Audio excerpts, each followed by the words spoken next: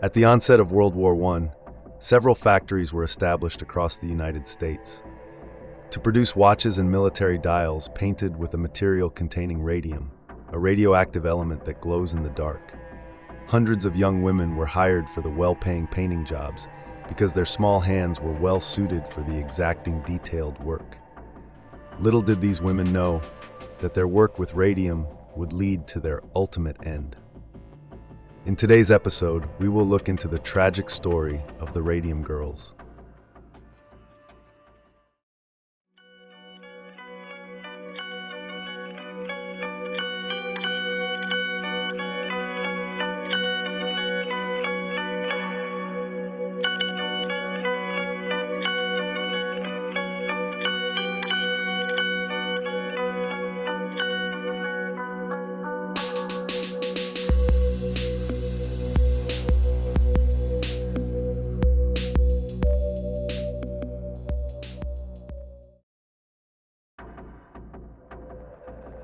Radium was discovered in 1898 by French physicists Marie Curie and Pierre Curie, and not much was known about its properties. Since it was used successfully to treat cancer, many people thought of radium as a miracle element, and various commercial products were made with radium as an ingredient, including toothpaste and cosmetics. The women who were hired to paint dials became known as ghost girls, because the radium dust they were exposed to every day made their clothes, hair, and skin glow. Many of the women wore their nicest dresses to work, just so the fabric would shine brightly when they went dancing afterwards.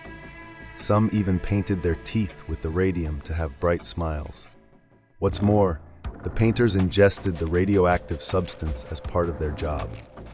Because some of the watch dials on which they worked were extremely small, they were instructed to use their lips to bring their paintbrushes to a fine point.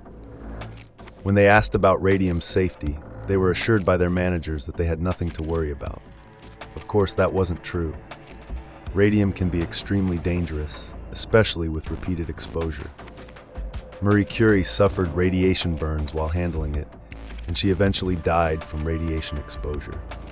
Other researchers also perished.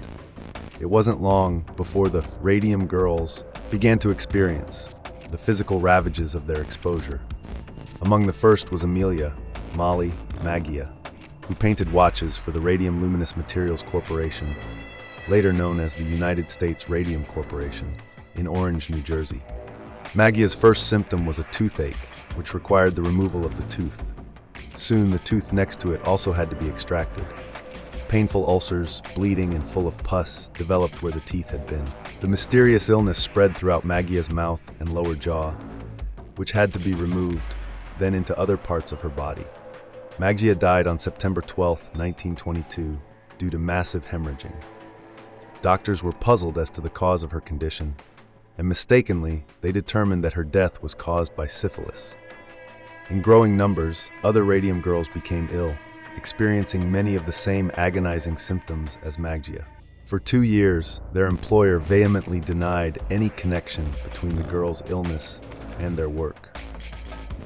Facing a downturn in business because of the growing controversy, the company finally commissioned an independent study of the matter, which concluded that the painters had died from the effects of radium exposure. Refusing to accept the report's findings, the company commissioned additional studies that came to the opposite conclusion, and it denounced the girls who had taken ill. The public continued to assume that radium was safe.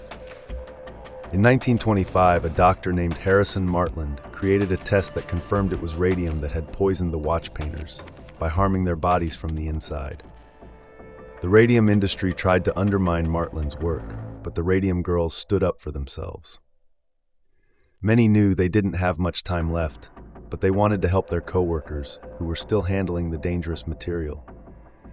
In 1927, attorney Raymond Barry agreed to accept their case. Many of the watch painters had just months to live and were forced to accept an out-of-court settlement.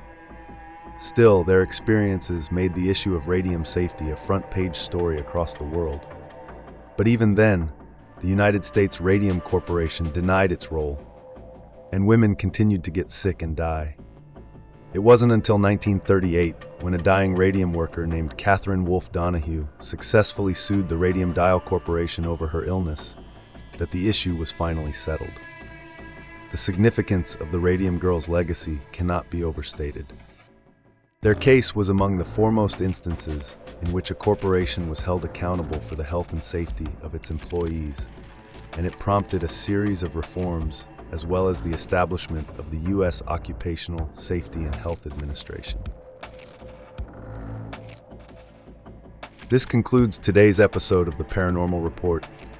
If you enjoyed today's episode, please give us a thumbs up and consider subscribing to our channel. It is due to your continued viewership and support that we are able to bring you interesting and informative videos like this. The team here at the Paranormal Report really appreciates your support.